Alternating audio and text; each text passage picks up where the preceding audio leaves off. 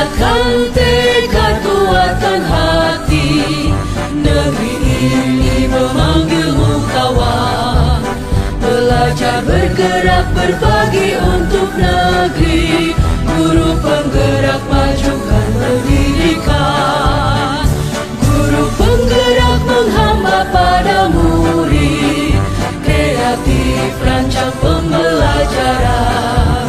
Hargai potensi, tingkatkan prestasi. Lahirkan profil pelajar Pancasila.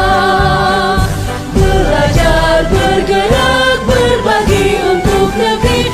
Kita menjalin kolaborasi. Belajar, bergerak, berbagi untuk negeri. Demi bakti pada Ibu Pertiwi.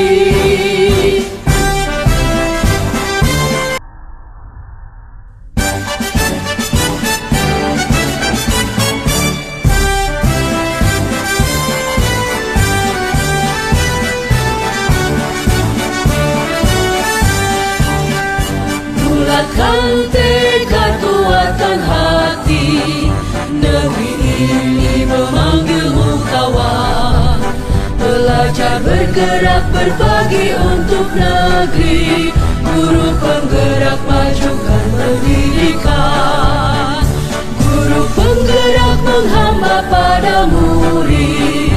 Kreatif, rancang pembelajaran. Hargai potensi, tingkatkan prestasi.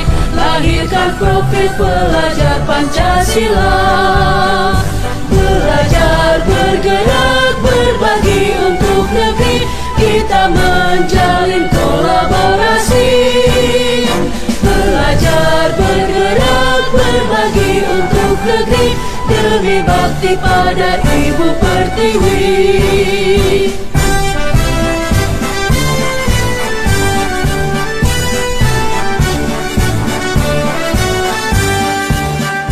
Bulatkan tekad, kuatkan hati, negeri ini memanggilmu kawan. Belajar, bergerak, berbagi untuk negeri. Guru penggerak, majukan pendidikan. Guru penggerak menghamba pada murid. Kreatif, rancang pembelajaran. Hargai potensi, tingkatkan prestasi. Lahirkan profil pelajar Pancasila. Belajar, bergerak, berbagi untuk negeri. Kita menjalin kolaborasi. Belajar, bergerak, berbagi untuk negeri. Demi bakti pada Ibu Pertiwi. Belajar, bergerak, berbagi untuk negeri. Kita menjalin kolaborasi. Belajar, bergerak, berbagi untuk negeri. Demi bakti pada Ibu Pertiwi. Demi bakti pada Ibu Pertiwi.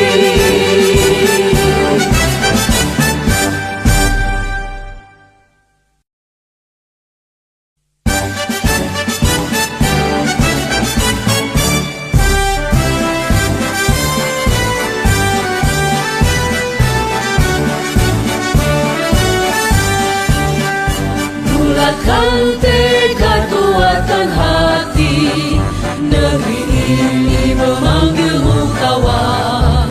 Belajar, bergerak, berbagi untuk negeri. Guru penggerak, majukan pendidikan.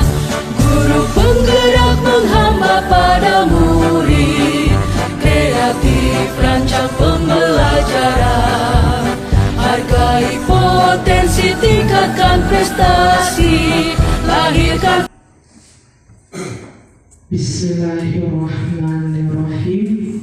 Assalamualaikum warahmatullahi wabarakatuh. Waalaikumsalam warahmatullahi wabarakatuh. Puji syukur kita ucapkan kehadiran Allah Subhanahu wa taala yang telah memberikan kita rahmah dan hidayahnya sehingga kita bisa mengikuti acara pada hari ini, yaitu acara diseminasi. Salawat, barakat dan salam kita curahkan kepada Nabi junjungan kita, Nabi Muhammad Sallallahu Alaihi Wasallam. Yang saya hormati Kepala Sekolah SD Negeri 105/3 Seberang Merangin beserta dengan guru-guru yang saya hormati, dan juga saya mengucapkan ribuan terima kasih sekali kepada rekan semuanya yang bisa hadir pada acara diseminasi menyebarkan pemahaman dan penerapan pengalaman budaya positif dengan rekan sejawat. Di sini saya mohon izin berdiri. Di sini saya berdiri bukan untuk menggurui, tapi saya saat ini mendapatkan kesempatan, yaitu menjadi calon guru penggerak angkatan 11 Kabupaten Kerinci. Jadi saya berdiri di sini untuk memenuhi tugas saya di modul 1.4, yaitu budaya positif. Sebelum kita mulai, kita mengetahui bahwa sistem pembelajaran saat ini kita lebih mengutamakan kesenangan. Kita awali dulu dengan kesenangan. Kita awali dengan esprekin. Mohon kepada rekan semuanya untuk berdiri.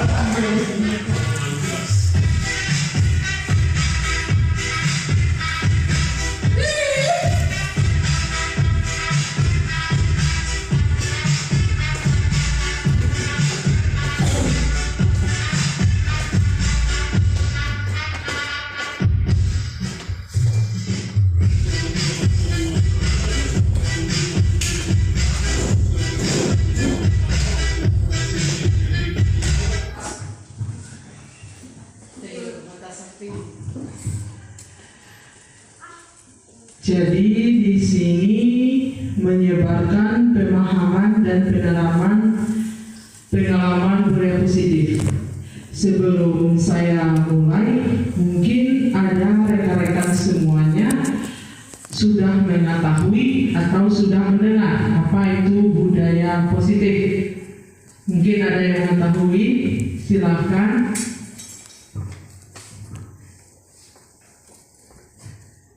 Kalau kita mendengar kata positif, itu sudah pasti yang baik-baik. Kalau kita mendengar positif, itu sudah pasti nilai kebajikan yang baik-baik.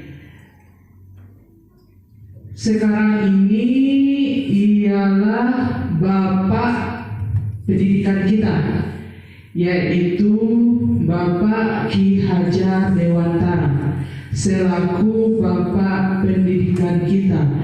Tujuan pendidikan adalah menuntun segala kuadrat yang ada pada murid agar mereka dapat mencapai keselamatan dan kebahagiaan yang setinggi-tingginya, baik sebagai manusia maupun sebagai anggota masyarakat.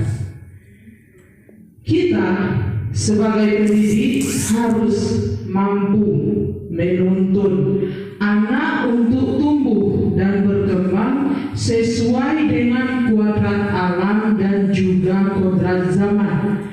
Jadi kita sebagai guru, kita tidak bisa menuntut siswa apa yang kita bilang harus bisa, apa yang kita sampaikan siswa harus turuti. Tidak. Mungkin itu pada zaman pendidikan zaman dahulu menuntut, tapi sekarang ini ialah menuntun untuk mencapai keselamatan dan kebahagiaan, baik pada diri sendiri maupun pada lingkungan.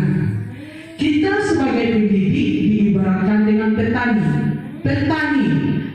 itu diibaratkan dengan menanam padi. Kalau kita menanam padi, kita lihat dulu bagaimana bibitnya, unggul tidak. Karena apa? Ada istilahnya, apa yang kita tanam itulah yang kita tuai. Jadi di sini siswa itu kita anggap sebagai investasi kita. Jadi kita bimbing, kita tuntun agar siswa mampu berkembang sesuai kodrat alam dan juga zaman. Selanjutnya, budaya positif. Budaya positif di sekolah ialah nilai dan kebiasaan di sekolah yang berpihak pada murid agar mereka dapat berkembang menjadi pribadi berprinsip, penuh hormat dan tanggung jawab sesuai dengan profil pelajar Pancasila. Jadi di sekolah sudah mulai dan juga sudah diterapkan budaya positif, yaitu dengan nilai kebiasaan. Kebiasaan seperti apa? Sebelum masuk kelas sudah dibiasakan untuk baris di lapangan dengan apa? Dengan memberikan arahan kepada siswa agar siswa tersebut mengikuti pelajaran dengan serius, terus dengan membudayakan apa? 5S. Apa 5S? Senyum, salam, sapa, santun. Itu juga telah kita terapkan di sekolah kita. Budaya positif yang lainnya, apalagi dengan tahfiz. Siswa sudah kita latih dengan tampil ke depan untuk membaca tahfiz atau ayat pendek, dan juga kita membaca surah Yasin pada hari Jumat. Sudah kita terapkan budaya positif di dalam sekolah. Profil pelajar Pancasila yang kita kenal di sekolah itu sudah diterapkan dengan P5. Apa saja profil pelajar Pancasila itu? Yang pertama, beriman, bertakwa kepada Tuhan Yang Maha Esa, dan berakhlak mulia. Kita di sini semuanya Muslim, jadi kita harus mampu menerapkan kepada siswa kita untuk bertakwa kepada Tuhan Yang Maha Esa. Dengan apa? Sudah saya sampaikan tadi, dengan memberikan arahan sebelum masuk. Bisa saja kita memberikan untuk sholat kejujuran. Karena apa? Anak SD ini dari kecil kita membuat kebiasaan itu terbentuk. Jadi makin lama itu menjadi suatu kebiasaan. Bagaimana sholat kejujurannya? Boleh kita buat suatu tabel, nanti hari ini 5 waktu. Kenapa? Kita cek untuk hari sholat subuh, sholat zuhur, dan juga sampai isya. Tercek untuk kejujurannya. Dan juga berakhlak mulia. Kita mengetahui bahwa sekarang ini zamannya zaman modern, atau juga dikatakan zaman milenial.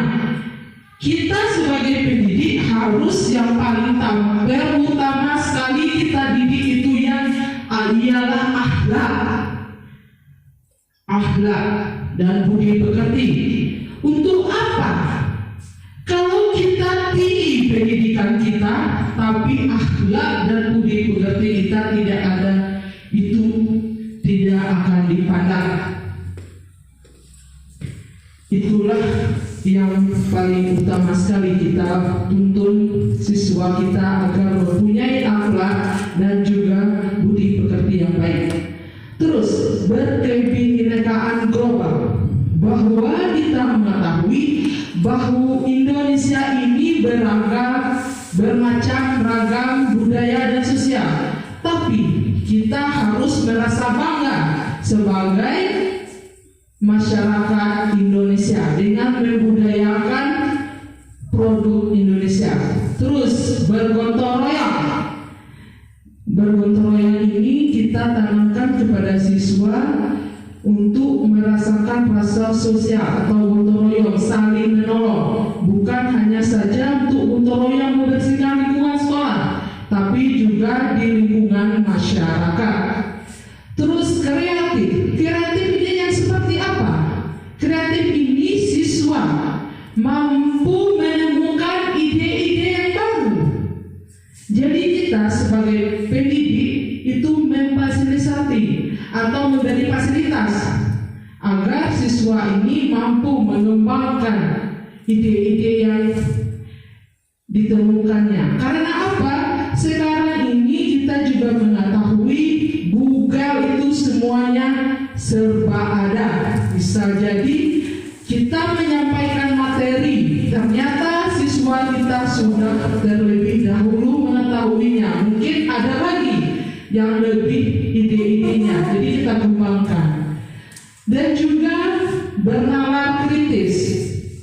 Bernalar kritis ini kita sebagai pendidik, dari idenya tadi, dari kreatifnya tadi, jadi kita kembangkan bakatnya, biar siswa ini mampu mengasah lagi kemampuannya agar dia terus berpikir secara kritis. Dan juga menerapkan rasa mandiri. Mandiri ini ialah rasa tanggung jawab sendiri pada siswa, rasa percaya diri siswa. Bagaimana rasa percaya dirinya? Kita memberi tugas atau latihan kepada siswa, jangan sampai siswa itu menyontek dengan temannya. Berarti kalau ada kita melihat siswa kita menyontek, berarti rasa mandirinya tidak ada, rasa percaya dirinya. Jadi inilah profil pelajar Pancasila.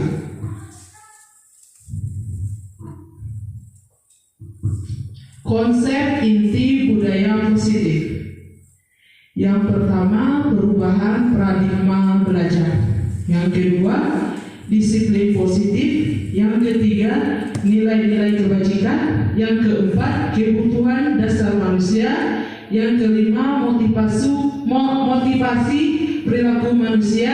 Yang kelima, posisi kontrol dulu, yang keenam keyakinan kelas, yang ketujuh segitiga restitusi. Jadi kita bahas dulu yang pertama. Yang pertama ini pembelajaran dengan paradigma baru.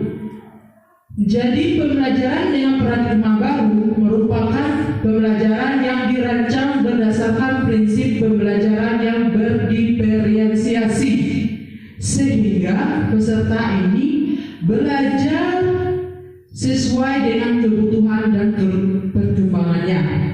Sebelum saya jelaskan, mungkin ada rekan semuanya sudah mengetahui bagaimana itu pembelajaran yang berdiferensiasi. Mungkin ada yang sudah mengetahuinya. Ya, di sini pembelajaran berdiferensiasi ini ialah pembelajaran yang bervariasi. Kita sebagai pendidik, kita harus mengetahui dulu bagaimana kebutuhan siswa kita. Karena apa? Siswa itu tidak mempunyai kemampuan yang sama. Jadi kita harus mengetahuinya dulu. Dan juga kita memahami materi yang kita sampaikan. Kita sampaikan, terus kita sesuaikan dengan kemampuan siswa. Kita variasikan metode pembelajaran kita. Jadi sekarang ini mulailah dari diri kita memahami keinginan siswa tersebut. Ini adalah gambaran dari miskonsepsi tentang teori kontrol. Jadi ini adalah gambaran ilusi guru mengontrol murid. Jadi kita sebagai guru, sebagai orang dewasa, jadi kita memikirkan bahwa kita mampu untuk mengontrol murid, padahal itu adalah miskonsepsi. Itu cuma ilusi kita. Jadi ilusi bahwa kritik dan membuat rasa bersalah mampu menguatkan karakter, itu cuma ilusi saja. Kita mengatakan siswa itu kamu salah, itu bukan untuk menguatkan karakter. Itu ilusi kita saja. Terus ilusi bahwa orang dewasa berhak memaksa. Kita sebagai pendidik, kita sebagai guru, kita sebagai orang dewasa, kita paksakan apa kehendak kita kepada siswa. Itu adalah ilusi kita saja. Terus ilusi bahwa semua penguatan positif, efektif dan bermanfaat.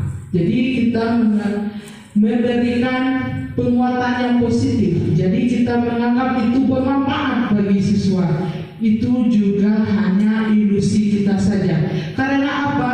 Walaupun siswa itu salah, jangan kita katakan salah.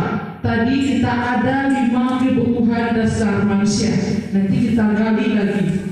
Jangan kita cepat mengatakan kamu salah. Jadi kita beri penguatan positif agar bermanfaat bagi siswa. Itu hanyalah ilusi kita sebagai guru. Selanjutnya, mengubah paradigma stimulus respon ke pendekatan teori kontrol. Stimulus respon, realitas kebutuhan kita sama.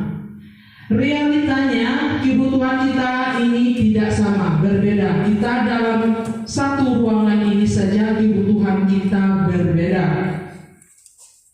Semua orang melihat hal yang sama, tapi teori kontrolnya setiap orang memiliki gambaran yang berbeda.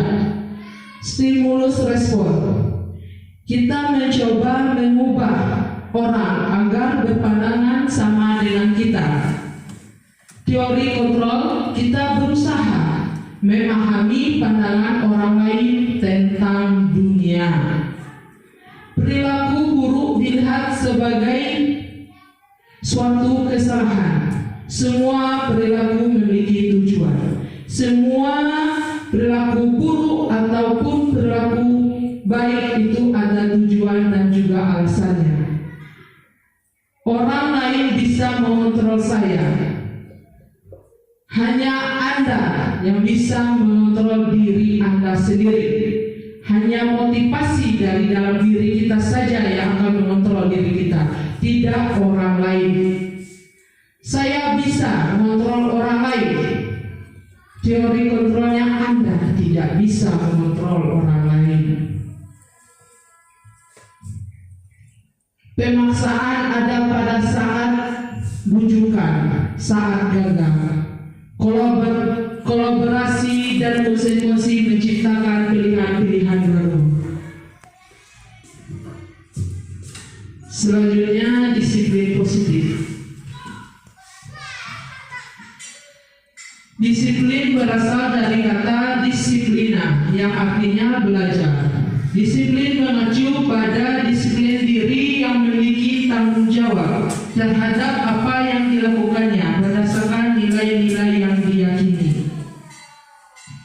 Disiplin positif merupakan salah satu cara penerapan disiplin yang bertujuan untuk menumbuhkan kesadaran serta memberdayakan peserta didik tanpa imbalan penghargaan ataupun reward, ancaman atau hukuman. Jadi kita sebagai pendidik, tujuan kita adalah menciptakan peserta didik yang memiliki disiplin diri sehingga mereka berperilaku mengacu nilai-nilai kebajikan universal dan memiliki motivasi dalam perubahan perilaku ke arah yang lebih baik. Jadi di sini disiplin itu ialah dari diri kita sendiri dulu, itu baru kita bisa terapkan kepada orang lain.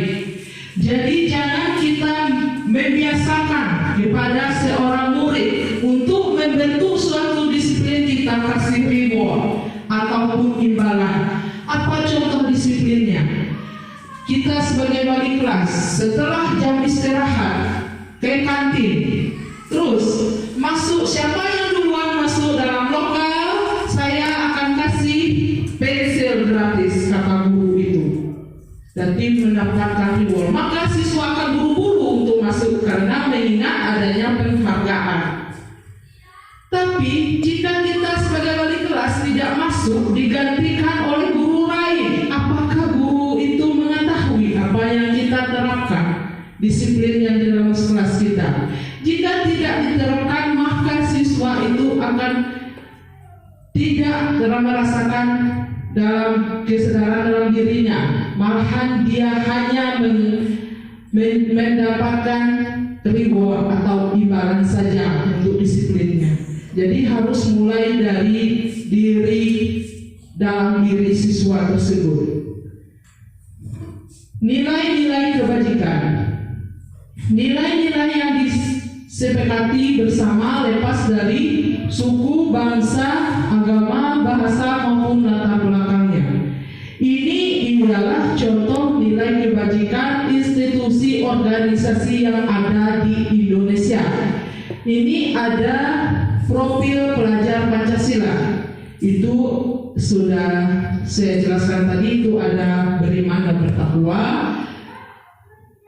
berakhlak mulia, gotong royong, mandiri, kreatif, bernalar kritis. Yang kedua ini adanya Ibu Primaria, program PYP yang sering kita lihat di TikTok.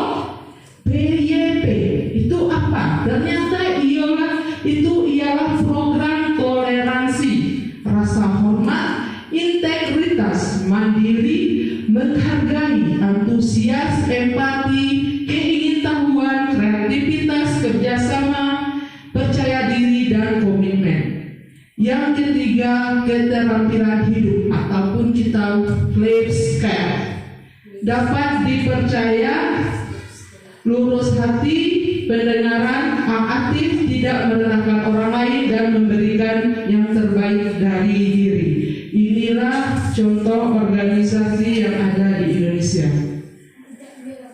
Selanjutnya adanya kebutuhan dasar manusia. Kebutuhan dasar manusia adalah segala sesuatu yang kita lakukan untuk mendapatkan apa yang kita inginkan. Seluruh tindakan yang kita lakukan memiliki tujuan tujuan tertentu, dan semua usaha terbaik yang kita lakukan memiliki tujuan tertentu, dan semua usaha itu adalah dalam rangka agar kebutuhan dasar kita terpenuhi dengan baik. 5 kebutuhan dasar manusia. Yang pertama, bertahan hidup. Apa yang kita butuhkan? Makanan, pakaian, tempat tinggal, kenyamanan, dan kesehatan. Yang kedua, kasih sayang, rasa diterima, dipedulikan, berbagi, kerjasama, menjadi bagian dari kelompok. Yang ketiga, penguasaan, harga diri, keinginan untuk hidup, memimpin, berprestasi, diakui dan didengar. Yang keempat, kebebasan, mandiri, memiliki pilihan, mencoba hal baru, mampu mengendalikan arah dirinya, dan juga kesenangan, bermain, humor, antusiasme, tertawa. Sekarang saya kasih contoh. Kita sebagai pendidik mengetahui ada siswa yang di dalam lokal terlalu ribut, selalu MPO. Itu kebutuhan mana yang dibutuhkan oleh siswa tersebut? Siapa yang bisa? Itu ialah kebutuhan dari rasa kasih sayang. Jadi siswa ini membutuhkan rasa kasih sayang. Jadi dia minta dipedulikan oleh kita. Lanjut ke motivasi perilaku manusia. Motivasi ini ada 2. Yang pertama, motivasi eksternal dan juga motivasi internal. Motivasi eksternal ini apa? Untuk menghindari ketidaknyamanan ataupun hukuman. Yang kedua, untuk mendapatkan imbalan ataupun penghargaan dari orang lain. Motivasi internal untuk menjadi orang yang mereka inginkan dan menghargai diri sendiri dengan nilai-nilai yang mereka percaya. Sebaiknya kita sebagai pendidik hindarilah hukuman dan pemberian penghargaan yang berlebihan agar bisa meminimalisirkan motivasi eksternal dalam diri murid ini. Karena kita mengetahui jika ada murid yang melanggar pasti dapat hukuman. Jadi dia itu tidak dari dirinya, malah itu dari motivasi eksternal.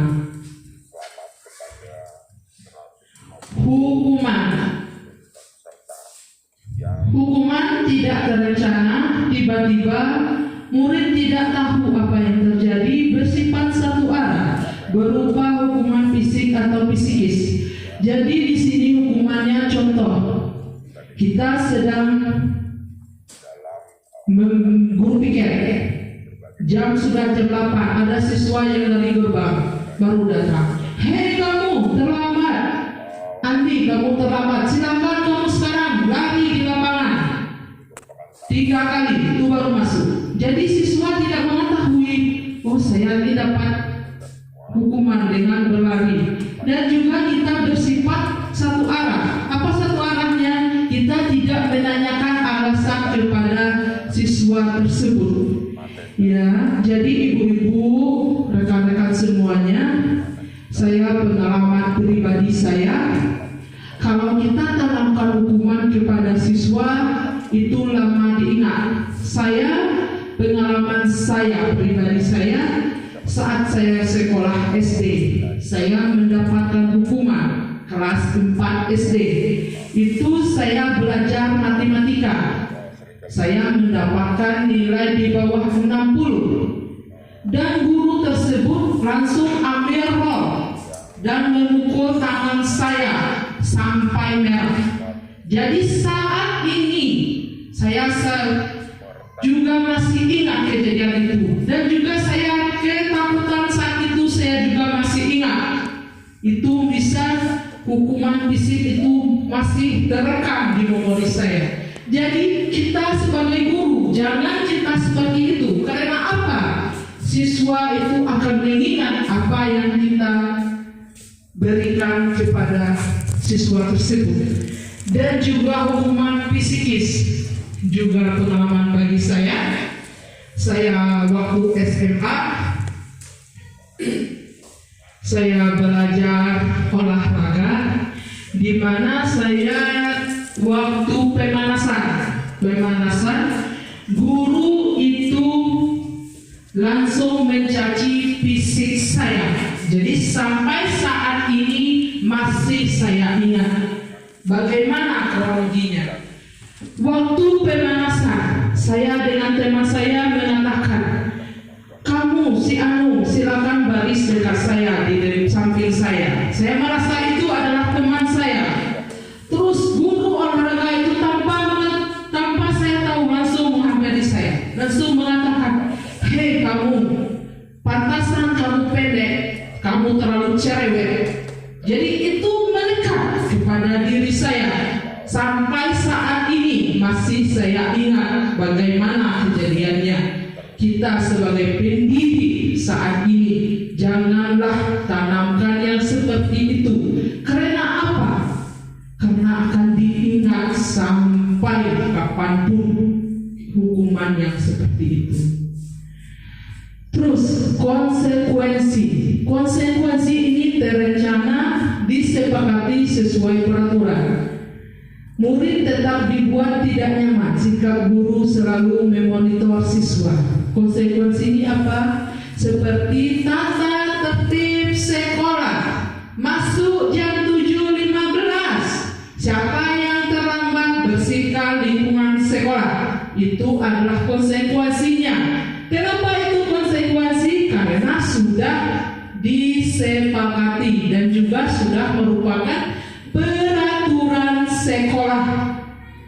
Terus ada lagi contoh kedua, yang alpa tanpa ada keterangan didenda membawa buku satu. Itu juga konsekuensi. Kenapa seperti itu? Sudah diterapkan, berarti itu adalah konsekuensinya. Yang ketiga, restitusi. Proses menciptakan kondisi bagi murid untuk memperbaiki kesalahan. Proses kolaboratif yang mengajarkan murid untuk mencari solusinya sendiri. Pada tahap restitusi ini akan kita jelaskan nanti lebih jelasnya di restitusi segitiga.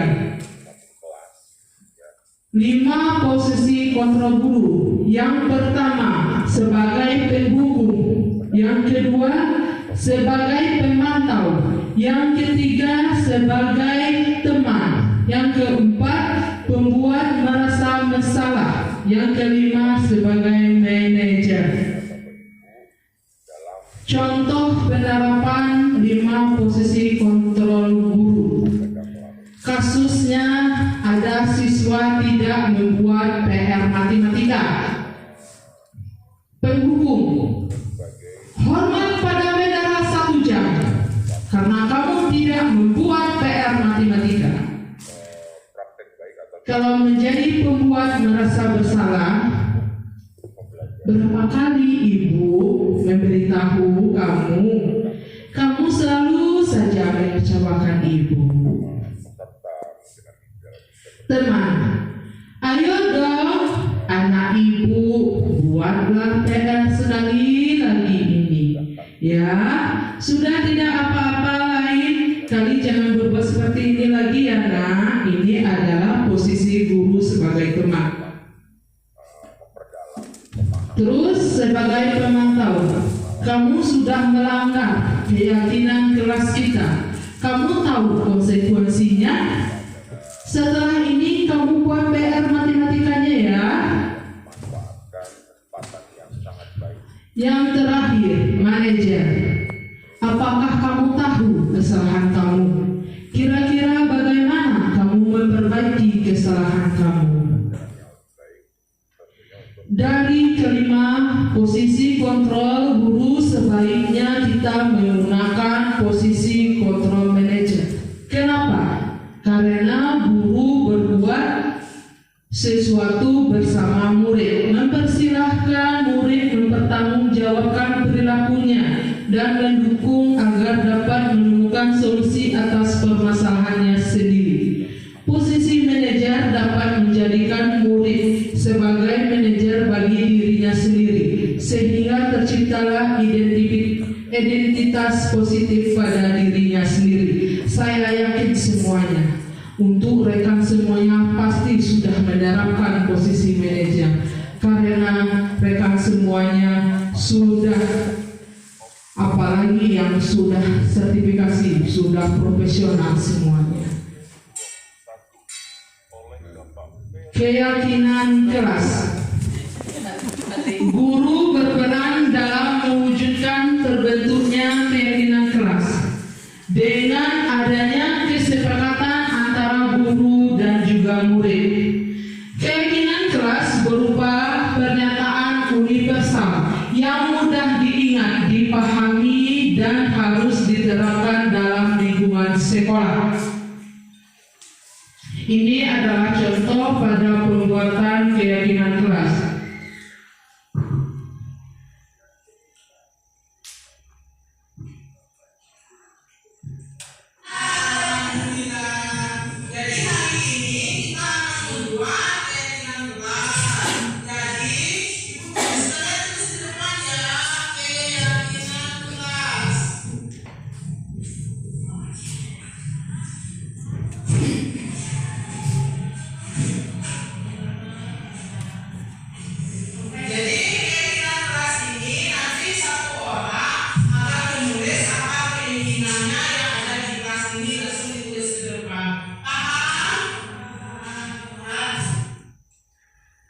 Ya, rekan-rekan semuanya, ini sudah saya praktekkan di kelas saya cara membuat pembuatan keyakinan kelas. Di sini saya memberikan arahan dulu agar siswa ini menulis di depan tulis apa yang diyakininya, bagaimana. Inilah hasil dari keyakinan kelas siswa tersebut. Kelas 5. 1. Tidak boleh makan di kelas. 2. Jangan ribut. 3. Harus piket. 4. Harus membuang sampah di tempat. 5. Pakaian harus tertib. 6. Masuk tepat waktu. 7. Hormati guru dan rekan semuanya. 8. Buat PR dan juga tugas. Dan ini sudah dituliskan oleh setiap siswa tersebut. Terus kita akan buat tanda buktinya, tanda bukti bahwa siswa tersebut sudah membuat kesepakatan kelas atau keyakinan kelasnya. Dengan apa buktinya? Dengan memberi tanda tangan. Jadi siswa tersebut, setiap siswa tanda tangani kesepakatan kelas ini. Ini prosesnya. Ini siswa tanda tangan, ini bukti tanda tangan. Apa manfaatnya? Manfaatnya ini sangat luar biasa kepada siswa. Kenapa apa? Karena di dalam lokal kita keyakinan kelas tersebut kita print atau kita tempelkan di dalam lokal. Jadi jika ada siswa yang melanggar, langsung kita, hei Andi, masih ingatkah keyakinan kelas yang kamu tulis di depan kemarin? Ini buktinya kamu menulis. Kenapa kamu langgar? Inilah langkah-langkahnya, manfaatnya agar keyakinan kelas itu berjalan di dalam lokal. Yang terakhir adanya segitiga restitusi.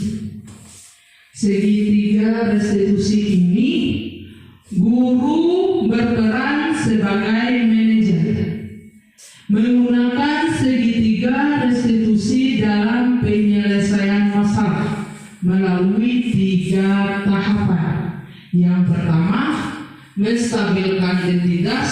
Yang kedua, validasi tindakan yang salah. Yang ketiga, menanyakan keyakinan. Keyakinan mana tadi? Keyakinan kelas yang kita buat. Itulah yang paling kita tanyakan. Tujuannya adalah menghasilkan murid yang mandiri dan bertanggung jawab. Segitiga restitusi, menstabilkan identitas berdasarkan prinsip membuat kesalahan adalah bagian dari proses pembelajaran. Menggeser identitas gagal ke identitas sukses. Yang kedua, validasi tindakan yang salah. Berdasarkan prinsip setiap perilaku berupaya memenuhi suatu kebutuhan tertentu. Guru akan bergeser dari pemikiran stimulus ke pemikiran proaktif. Mengenali dan mengakui kebutuhan murid akan memperbaiki hubungan dengan murid. Menanyakan keyakinan. Murid akan diberi pertanyaan yang bermakna untuk memunculkan motivasi dalam dirinya, mampu menaikkan keyakinan yang telah dibuat dengan tindakan yang salah. Ini adalah contoh dari segitiga restitusi. Ini siswa, contoh kasusnya, Raif sering datang terlambat sehingga pelajaran banyak yang tertinggal.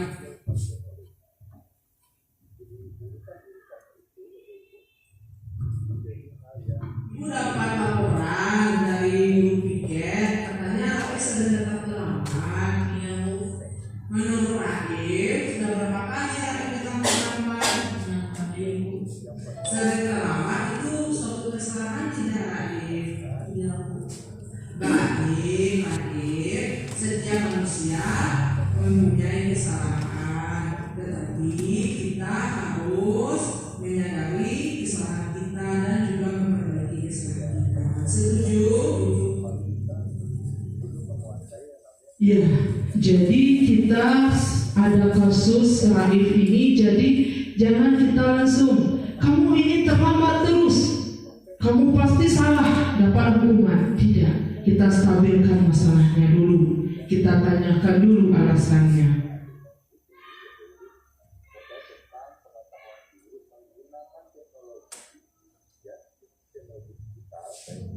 Raif datang terlambat itu pasti ada alasannya. Apa alasannya?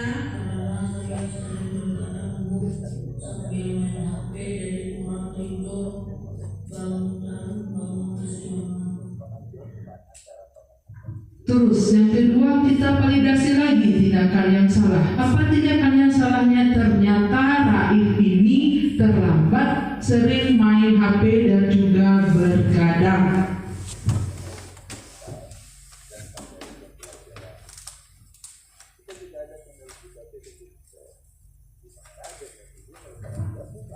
Kamu tahu keinginan keras kita sepakati Raif? Kalau sering datang terlambat, keinginan keras mana yang Raif lakukan?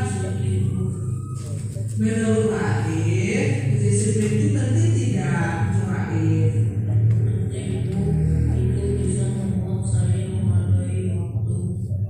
Betul, menghargai waktu itu sangat penting, bermanfaat untuk kita.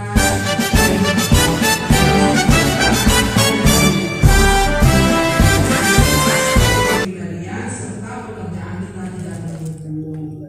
Iya Bu, saya menyesal dan minta maaf sering terlambat. Iya, Raif, sikap yang sangat baik Raif dengan meminta maaf. Menurut kamu, apa yang akan kamu lakukan untuk tidak datang terlambat lagi ke sekolah? Saya akan tidur lebih cepat dan tidak bergadang agar tidak datang terlambat ke sekolah. Baik sekali, Raif. Kamu sudah menemukan solusinya. Ibu akan bekerja sama dengan orang tua kamu di rumah agar Raif tidak datang lagi terlambat ke sekolah. Terima kasih Bu.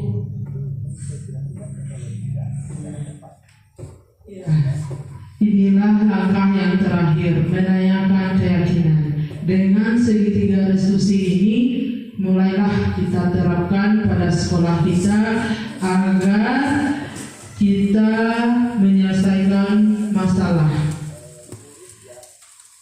Mungkin ada yang ingin memberikan saran ataupun pertanyaan, saya silahkan. Apalagi saya ini jauh sekali pengalaman tentang pendidikan dibandingkan dengan rekan-rekan semuanya yang sudah terlebih senior sekali daripada saya. Mungkin ada saran dan juga pertanyaan, kami silahkan. Jika tidak ada, saya ucapkan ribuan sekali terima kasih kepada rekan semuanya, terutama kepala sekolah, sudah mengikuti kegiatan diseminasi pada hari ini. Saya mohon maaf, mungkin dari awal sampai akhir, dari segi perkataan atau materinya yang kurang mahir. Baik, saya mohon maaf. Saya tutup dengan wabillahi taufiq wal hidayah. Wassalamualaikum warahmatullahi wabarakatuh.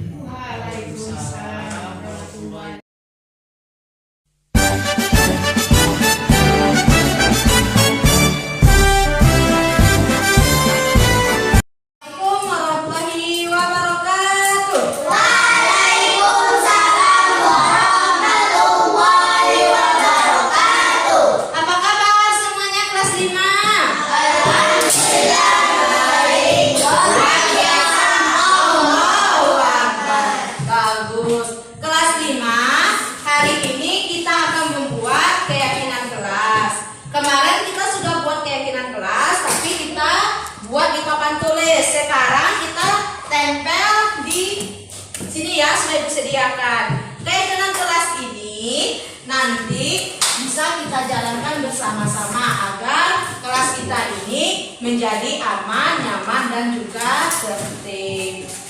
Setuju? Bagus. Coba dulu, tepuk semangat.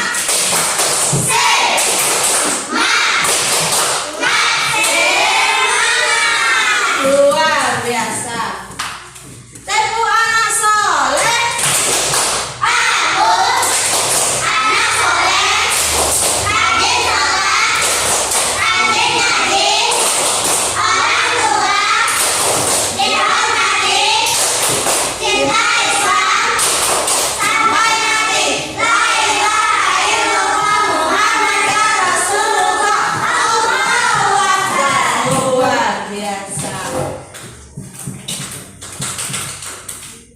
Perhatikan ya anak ibu, ini adalah kertas. Kertas ini boleh kalian tuliskan nama kalian dulu. Sudah nama, tulis keyakinan kelas apa yang kalian inginkan. Ditulis ya, sudah ditulis nanti kita tempel. Dan juga jangan lupa tanda tangan di bawahnya. Apa kegunaan tanda tangan ini? Biar kalian disepakati atau tanda bukti bahwa kalian sudah membuatnya ya.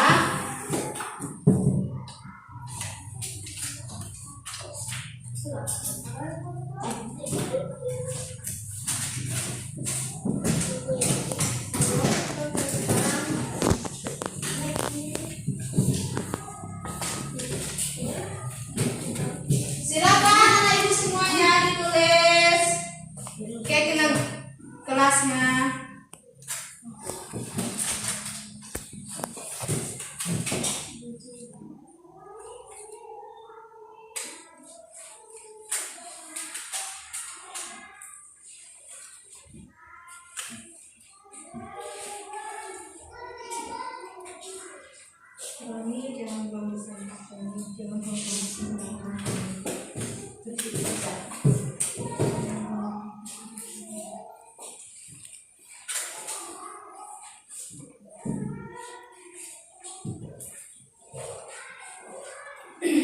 Yang sudah selesai boleh ke depan ya, tempel di sini.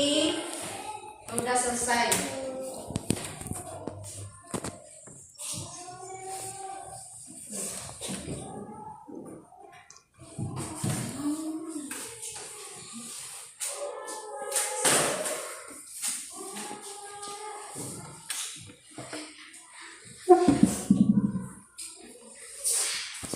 tempel silakan tempel nak ke depan. Silakan ayo.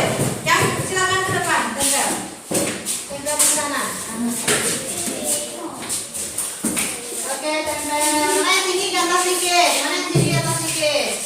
Boleh. Tempel, tempel. Mau? Tempel. Di atasnya. Dah, sudah tempel tuh. Boleh duduk. Sudah tempel duduk. Boleh duduk. Boleh duduk. Sudah boleh duduk. Sudah boleh duduk. Dah, silakan Alfa dan Aruni tempel lagi.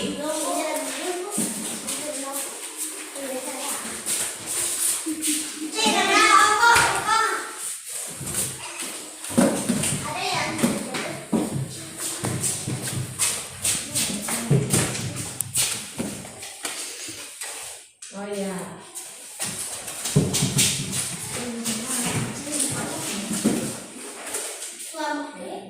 Dah. Sudah? Apa tempel aja apa?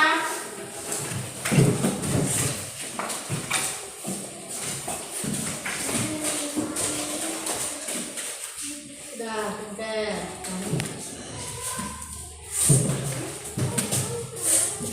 Sudah, kegiatan kelasnya sudah ditempel. Ibu bacakan ya. Audira harus tepat waktu piket. Raif harus buang sampah di tempatnya. Ea tidak boleh makan di kelas. Tidak boleh ngomong kasar. Repan tidak boleh nyontek. Harus piket.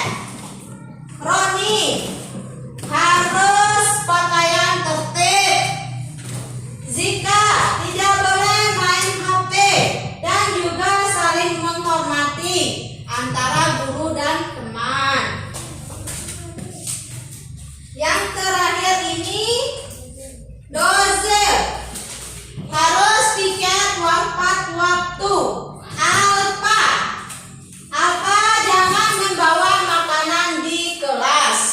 Bagus ya. Inilah keyakinan kelas yang sudah kalian buat dan akan kita laksanakan. Setuju? Setuju. Ya. Sampai di sinilah Ibu tutup dengan wabillahi taufiq wal hidayah. Wassalamualaikum warahmatullahi wabarakatuh. Waalaikumsalam warahmatullahi wabarakatuh.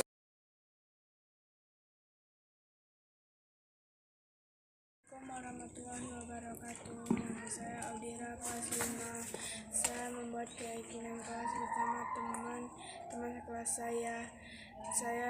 Saya dibimbing oleh Bu Hanisa. Saya sangat bahagia karena dengan keyakinan kelas yang kami buat bisa membuat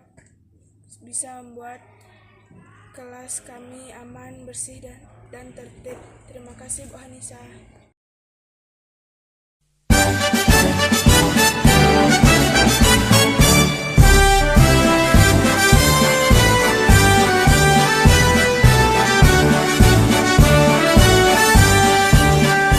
Bulatkan tekad kuatkan hati, negeri ini memanggilmu kawan.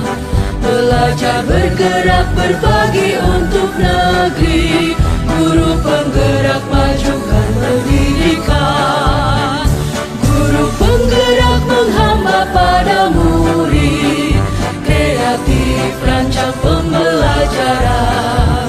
Hargai potensi, tingkatkan prestasi, lahirkan profil pelajar Pancasila. Belajar, bergerak, berbagi untuk negeri, kita menjalin kolaborasi. Belajar, bergerak, berbagi untuk negeri, demi bakti pada Ibu Pertiwi.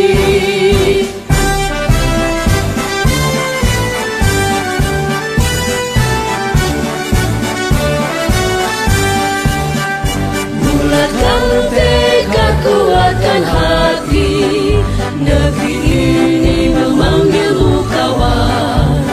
Belajar, bergerak, berbagi